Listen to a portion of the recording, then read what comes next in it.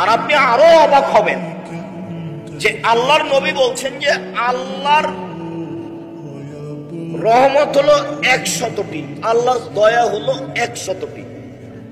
তো 99টা দয়া আল্লাহ নিজের কাছে রেখেছেন, আর একটা দয়া আল্লাহ প্রাণীর মাঝে ভাগ করে দিয়েছেন। ইন্না লিল্লাহি মিআ রাহম, আল্লাহর জন্য রয়েছে 100টি দয়া। আনজালা মিনহা রাহমাতান ওয়াহিদা, তার একটা দয়া আল্লাহ প্রাণীর মাঝে ভাগ করেছেন।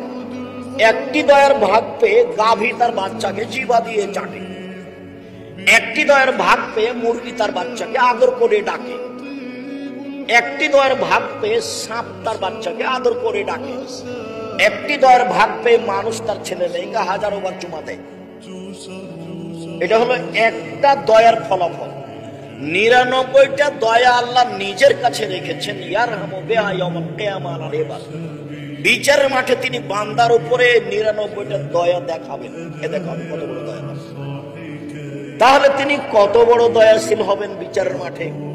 তারপরেও তিনি 3 শ্রেণীর মানুষের সাথে কথা বলবেন না, তাহলে তারা কত বড় পাপী।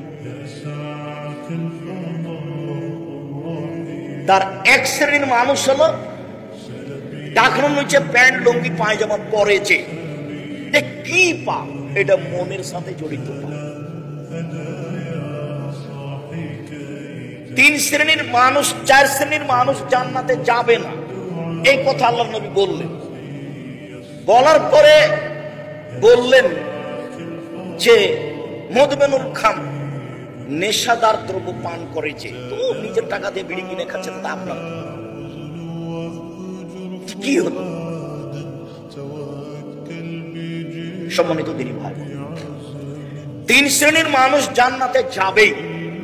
তার 1 শ্রেণীর মানুষ আল্লাহর ভয়ে কাঁদেছে, 2 আল্লাহ রাস্তায় পাহারা দেয়ছে, 3 অপর নারী বেগানা নারীকে দেখে চক্ষু নিচু করেছে। এই কথাটা বলার জন্য এতক্ষণ পর্যন্ত কথা বলছি।